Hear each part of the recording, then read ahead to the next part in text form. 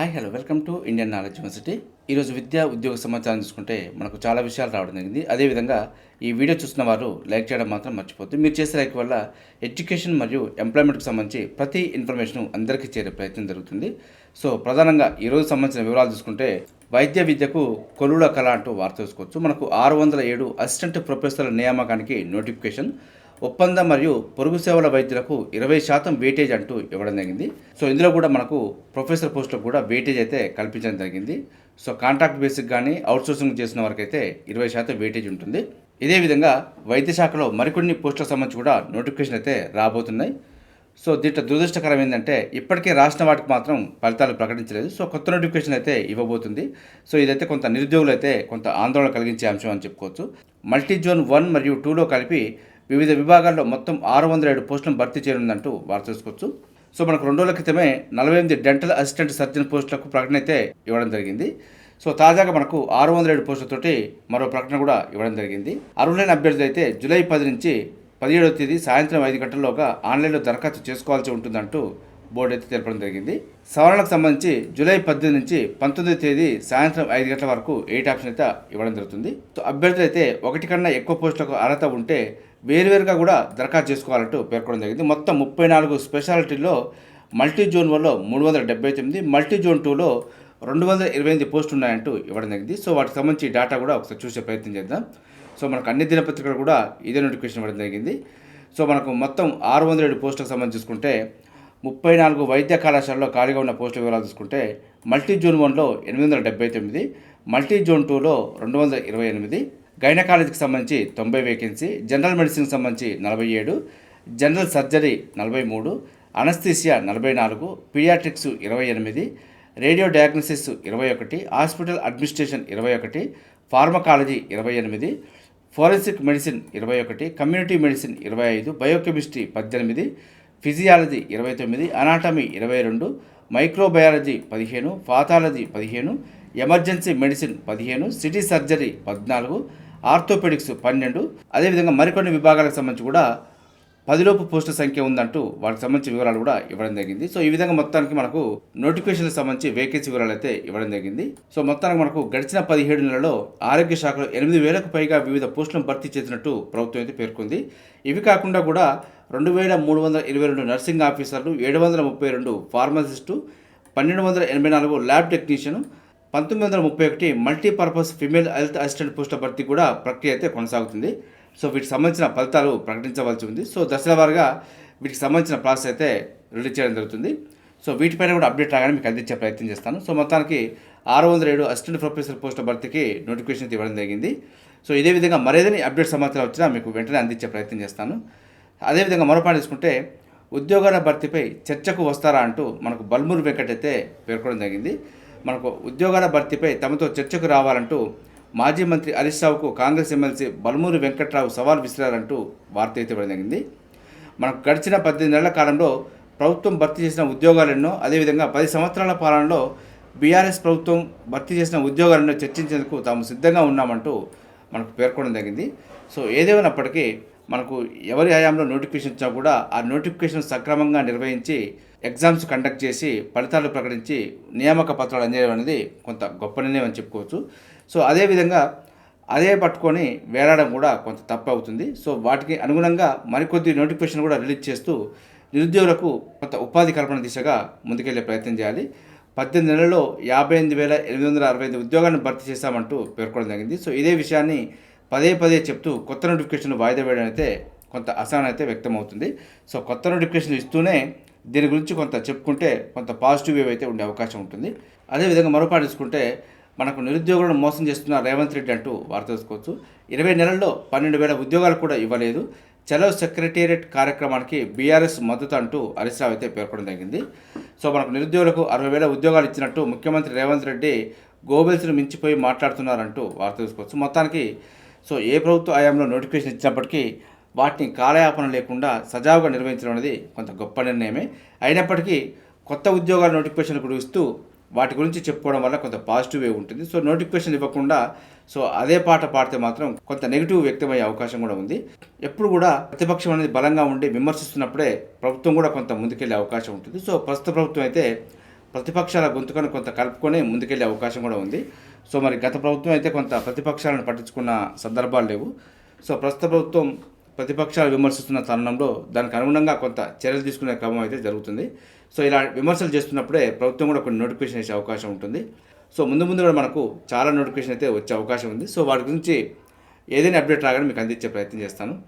అదేవిధంగా మరో పాయింట్ తీసుకుంటే నిరుద్యోగుల కోసం నిలదీస్తామంటూ కూడా ప్రధానంగా వార్తలు రాడుతుంది. సో ఇదైతే ప్రధాన ప్రతిపక్షం అయితే కొంత ప్రభుత్వాన్ని విమర్శిస్తుంది. ఇదైతే కొంత మంచి నిర్ణయమే. ఎప్పుడైనా ప్రతిపక్షాలు బలంగా విమర్శించినప్పుడే ప్రభుత్వాలు కొత్త చర్యలు తీసుకునే అవకాశం ఉంటుంది. మరో పాయింట్ తీసుకుంటే నేడు ఇందూరులో పసుపు బోర్డు అంటూ వార్త చూసుకోవచ్చు. ఆఫీసు ప్రారంభం. సో మనకు దేశంలోనే పసుపు బోర్డుని అయితే మనకు ఇందూరులో ఏర్పాటు చేయబోతుంది. సో ఇందూరు అనేది మనకు నిజామాబాద్ జిల్లానే ఇందూరు అని పిలవడం జరుగుతుంది. ఇందూరు అనేది పాత పేరు. సో కొత్త పేరు అయితే నిజామాబాదు. సో మనకు కరెంట్ అఫేర్లో భాగంగా అదేవిధంగా జీకేలో భాగంగా మనకు జిల్లాల యొక్క పాత పేరు కూడా అడిగే అవకాశం ఉంటుంది. సో ఖచ్చితంగా గుర్తుంచుకునే ప్రయత్నం చేయండి. కేంద్ర హోంమంత్రి అమిత్ షా రాక ఆధార్ కారణ మంత్రులు సీతక్క తుమ్మల అంటూ ఇవ్వడం జరిగింది. నిజామాబాద్లోని ఆర్యానగర్లో ఏర్పాటు చేసిన జాతీయ పసుపు బోర్డు ఆఫీస్ను కేంద్ర హోంమంత్రి అమిత్ షా ఆదివారం ప్రారంభించనున్నారంటూ చూసుకోవచ్చు. సో మొత్తానికి పసుపు బోర్డు అయితే మనకు ఓపెనింగ్ కాబోతుంది. అదేవిధంగా మరో పాయింట్ తీసుకుంటే నా కాళ్ళు కట్టేసే ఉన్నాయంటూ అంతరిక్షంకి సంబంధించి ఓ పాయింట్ చూసుకోవచ్చు. జీరో గ్రావిటీ అనుభవించడం ఎలా ఉన్నదని ప్రధాని అడగ్గా జీరో గ్రావిటీ అనుభవించడం ఊహించని స్థితి అంటూ శుక్లా అయితే వివరించడం జరిగింది. తన కాళ్ళు కట్టేసి ఉన్నాయంటూ అందుకే ఒక చోట స్థిరంగా ఉండి మాట్లాడగలుగుతున్నానంటూ వారైతే పేర్కొనడం జరిగింది. సో మనకు జీరో గ్రావిటీలో ఏ చిన్న పని చేయడమైనా సవాల్తో కూడుకొని ఉంటుందంటూ మనకు సుభాష్ శుక్లా అయితే పేర్కొనడం జరిగింది. కనీసం పడుకోవడం కూడా సులువు కాదంటూ వారైతే వివరించడం జరిగింది. గురుత్వాకర్షణ శక్తి లేనందున కదులుతూ ఎక్కడో ఓ చోట దేహం తేలియాడిపోతూ ఉంటుందంటూ వారైతే పేర్కొనడం జరిగింది. ప్రస్తుతం ఐఎస్ఎస్కు గంటకు 28,000 కిలోమీటర్ల వేగంతో చక్కర్లు కొడుతుందంటూ వారైతే పేర్కొనడం జరిగింది. తమకు 24 గంటల్లో 16 సార్లు సూర్యోదయం అదేవిధంగా 16 సార్లు సూర్యాస్తమయాలు దర్శనమిస్తాయంటూ వారైతే వివరించడం జరిగింది. సో దీనికి సంబంధించి మీకు ప్రత్యేకమైన వీడియో అయితే తీసుకొచ్చే ప్రయత్నం చేస్తాను. మనకు ఐఎస్ఎస్లోకి సుభాష్ శుక్లా ఏ రోజు ప్రయాణం చేయడం జరిగింది, డాకింగ్ ఎప్పుడు జరిగింది, సో అందులోకి ఏ వస్తువులు తీసుకెళ్లడం జరిగింది, ఎంతమంది అందులో పార్టిసిపేట్ చేశారు, సో దీనికి సంబంధించి ఐఎస్ఎస్కి సంబంధించి పూర్తి వివరాలతోటి ప్రత్యేకమైన వీడియో మీకు అందిస్తే కరెంట్ అఫేర్లో భాగంగా మీకు ఉపయోగపడే అవకాశం ఉంది.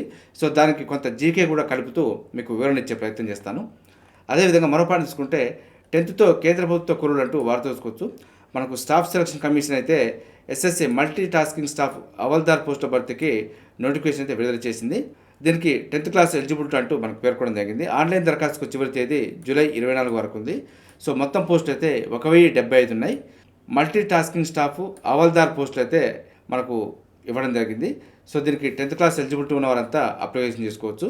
దీనికి ఏజ్ లిమిట్ వచ్చి 2025 ఆగస్టు 1 నాటికి 18 నుంచి 25 సంవత్సరాలు ఉండాలంటూ పేర్కొనడం జరిగింది. అవల్దార్ పోస్టుకు అయితే 2025 ఆగస్టు 1 నాటికి 18 నుంచి 27 సంవత్సరాల మధ్య ఉండాలంటూ ఇవ్వడం జరిగింది. ఎస్సీ ఎస్టీ ఓబీసీలకు కొంత మినహాయింపు ఉంటుంది. అప్లికేషన్ మాత్రం జూన్ 26 నుంచి ప్రారంభమైనాయి. లాస్ట్ డేట్ వచ్చి జూలై 24. సో దీనికి సంబంధించి కూడా మీకు పూర్తి వివరాలు ప్రత్యేకమైన వీడియో అయితే అందించే ప్రయత్నం చేస్తాను. అదేవిధంగా మరోపాటు తీసుకుంటే ఇండియన్ నేవీ నుంచి 10+2 బీటెక్ క్యాడెట్ ఎంట్రీకి సంబంధించి నోటిఫికేషన్ అయితే రావడం జరిగింది. సో మొత్తం 44 వేకెన్సీ ఉన్నాయి. దీనికి మెన్ అండ్ ఉమెన్ ఇద్దరు ఎలిజిబిలిటీ, సో అప్లై చేసుకోవచ్చు. ఏజ్ లిమిట్ చూసుకుంటే మనకు 2006 జూలై 2 నుంచి 2009 జనవరి 1 మధ్య జన్మించిన వారు అప్లై చేసుకోవచ్చు. సో ఎడ్యుకేషన్ క్వాలిఫికేషన్ అయితే 10+2 అంటూ మనకు పేర్కొనడం జరిగింది. అదేవిధంగా మనకు 70% మార్కులతోటి పాస్ అయి ఉండాలంటూ కూడా చూసుకోవచ్చు. అదేవిధంగా మనకు ఫిజిక్స్, కెమిస్ట్రీ అండ్ మ్యాథమెటిక్స్ స్ట్రీమ్లో చదువుకొని ఉండాలి. అదే వీటితో పాటు సో 10th క్లాస్ కానీ లేదా ఇంటర్మీడియట్లో కానీ మినిమం మనకు 50% మార్క్స్ తోటి ఇంగ్లీషు పాస్ అయి ఉండాలంటూ మనకు పేర్కొనడం జరిగింది. సో దీనికి సంబంధించిన పూర్తి వివరాలతోటి మనకు jointindiannavy.gov.in చూసుకునే ప్రయత్నం చేయండి. సో దీనికి సంబంధించిన అఫీషియల్ వెబ్సైట్ ఇక్కడ చూసుకోవచ్చు. అదేవిధంగా మరో పాయింట్ చూసుకుంటే మనకు సిబిడిటి చైర్మన్ పదవీకాలం పొడిగింపు అంటూ వార్త చూసుకోవచ్చు. కరెంట్ అఫేర్ భాగంగా ఉపయోగపడుతుంది. Central board of direct taxes CBDT chairman Ravi Agarwal పదవీకాలాన్ని కేంద్ర ప్రభుత్వం మరో ఏడాది పొడిగించింది. 2026 జూన్ దాకా లేదా తదుపరి ఉత్తర్వులు వచ్చే వరకు ఆయన ఈ పదవిలో కొనసాగుతారంటూ చూసుకోవచ్చు. ఇతను 2024 జూన్లో మొదటిసారిగా ఏడాది కాలానికి నియమితులు ఇవ్వడం జరిగింది. సో మనకు రవి అగర్వాల్ జూన్ 30వ తేదీన రిటైర్ అవ్వాల్సి ఉంది. సో దీనికి కానీ కేంద్ర ప్రభుత్వం అయితే మరొక ఏడాది పాటు పొడిగించడం జరిగింది. అదేవిధంగా మరో పాయింట్ తీసుకుంటే రా చీఫ్గా పరాగ్ జైన్ అంటూ వార్త చూసుకోవచ్చు. వచ్చే నెల 1న బాధ్యతల స్వీకరణ అధికారిక ఉత్తర్వు జారీ చేసిన కేంద్రం అంటూ ఇవ్వడం జరిగింది. ఆపరేషన్ సింధూర్లో కీలక పాత్ర పోషించడం జరిగిందంటూ చూసుకోవచ్చు. మనకు పాకిస్తాన్ ఉగ్రవాద మూకలపై భారత సైన్యం చేపట్టిన ఆపరేషన్ సింధూర్లో కీలక పాత్ర పోషించిన 1989 బ్యాచ్ ఐపీఎస్ అధికారి పరాగ్ జైన్కు ముఖ్యమైన పదవి లభించిందంటూ కూడా చూసుకోవచ్చు. కేంద్ర ప్రభుత్వం ఆయనను అత్యున్నత నిఘా సంస్థ రీసెర్చ్ అండ్ అనాలిసిస్ వింగ్ రా నూతన చీఫ్గా నియమించిందంటూ చూసుకోవచ్చు. ప్రస్తుత రా చీఫ్ రవి సిన్హా ఈ నెల 30వ తేదీన పదవి విరమణ చేరున్నారంటూ కూడా ఇవ్వడం జరిగింది. సో మనకు పాత చీఫ్ అదేవిధంగా రాబోతున్న చీఫ్ల గురించి కూడా కరెంట్ అఫైర్లో భాగంగా చూసుకునే ప్రయత్నం చేయండి. అదేవిధంగా మరో పాయింట్ చూసుకుంటే మనకు న్యూఢిల్లీలోని బ్రాడ్కాస్ట్ ఇంజనీరింగ్ కన్సల్టెంట్స్ ఇండియా లిమిటెడ్లో కూడా మనకు 5 వేకెన్సీకి సంబంధించి నోటిఫికేషన్ వచ్చింది.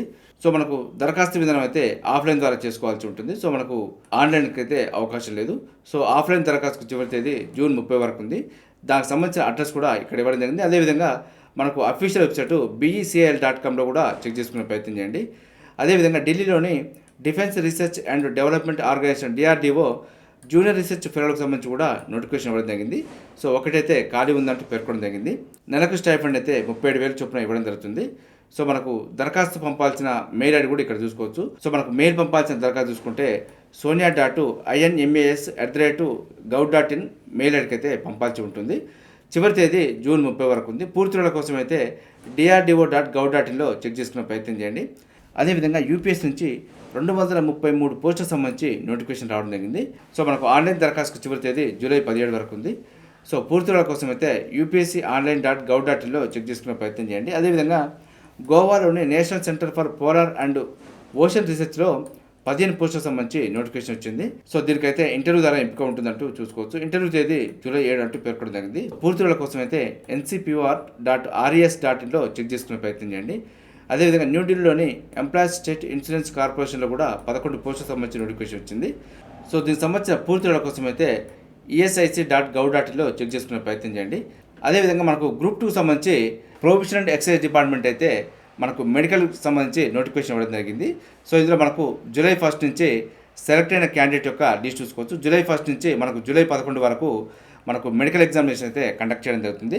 సో వారి యొక్క ఆల్ టికెట్ నెంబరు డే వైజ్గా ఇవ్వడం జరిగింది. సో ఎవరైతే మనకు సర్టిఫికేట్ వెరిఫికేషన్కి ఎవరైతే అటెండ్ అయ్యి వెబ్ ఆప్షన్స్ ఇవ్వడం జరిగిందో వారికి సంబంధించిన లిస్ట్ అయితే ఇవ్వడం జరిగింది. సో వీరైతే మనకు మెడికల్ బోర్డుకు వెళ్ళవలసి ఉంటుంది. ఎవరికి ఏ డే వచ్చిందో ఆ డేకి సంబంధించి మనకు TGPS అఫీషియల్ వెబ్సైట్ అందుబాటులో ఉంది. సో వారి యొక్క ఆల్ టికెట్ ప్రకారం ఆ డేట్న వెళ్ళవలసి ఉంటుంది. సో ఈ విధంగా మనకు జూలై 11వ తేదీ వరకు సంబంధించిన షెడ్యూల్ అయితే ఇవ్వడం జరిగింది. సో దీనికి ₹1000 మెడికల్ ఫీజు పే చేసుకోవాలంటూ కూడా మనకి ఇవ్వడం జరిగింది. అదేవిధంగా 3 పాస్పోర్ట్ సైజ్ ఫొటోస్ కూడా తీసుకెళ్లాల్సి ఉంటుంది. సో దీనికి సంబంధించిన అడ్రస్ అయితే మనకు MRD section room number 507 Osmania general hospital అంటూ ఇవ్వడం జరిగింది. సో మనకు ఉస్మానియా జనరల్ హాస్పిటల్లో మెడికల్ ఎగ్జామినేషన్ అయితే కండక్ట్ చేయడం జరుగుతుంది. మార్నింగ్ 9 AM అక్కడ ఉండాలంటూ మనకు పేర్కొనడం జరిగింది. ఇక్కడికి అటెండ్ అయ్యేవారైతే ఆల్ టికెట్తో పాటు ఆధార్ కార్డును కూడా తీసుకెళ్లవలసి ఉంటుంది. అదేవిధంగా జూలై 14వ తేదీ మనకు రిజర్వ్ డే అంటూ పేర్కొనడం జరిగింది. సో ఎవరైతే వారికి కేటాయించిన డేట్లో అటెండ్ కాలేని పరిస్థితి ఉంటుందో వారైతే ఈ 14వ తారీఖు అటెండ్ అయ్యే అవకాశం ఉంటుంది. సో దీనికి కూడా ఖచ్చితంగా స్పెసిఫిక్ రీజన్ అయితే వారి ఎక్స్ప్లెనేషన్ ఇవ్వవలసి ఉంటుంది. సో ఈ రిజర్వ్ డే కనుక అటెండ్ కాకపోతే ఉద్యోగ అవకాశం అయితే కోల్పోయినట్టే. సో ఫర్దర్గా ఎలాంటి అవకాశం ఉండదంటూ మనకు స్పష్టం చేయడం జరిగింది. ఇది గ్రూప్ 2కి సంబంధించి కొంత అప్డేట్ సమాచారం. సో దీనికి సంబంధించి ఏదైనా అప్డేట్ ఉన్నా కూడా మీకు అందించే ప్రయత్నం చేస్తాను. చూసారుగా ఇది ఈరోజు సంబంధించి విద్యా ఉద్యోగ సమాచారం. ఇదే విధంగా మన ఛానల్ అయితే ప్రతిరోజు మార్నింగ్ రావడం జరుగుతుంది. వీటితో పాటు అడ్మిషన్ నోటిఫికేషన్స్ మరియు రిక్రూట్మెంట్ నోటిఫికేషన్ సంబంధించి కూడా మీకు ఎప్పటికప్పుడు అప్డేట్ సమాచారం అయితే అందించే ప్రయత్నం చేస్తున్నాను. మన ఛానల్ చూస్తున్న వారు సబ్స్క్రైబ్ చేసుకుని ఫాలో అవుతూ ఉండండి. ఈ వీడియో నచ్చితే లైక్ చేయండి, షేర్ చేయండి, సబ్స్క్రైబ్ చేసుకోవడం మాత్రం మర్చిపోవద్దు. Have a nice day.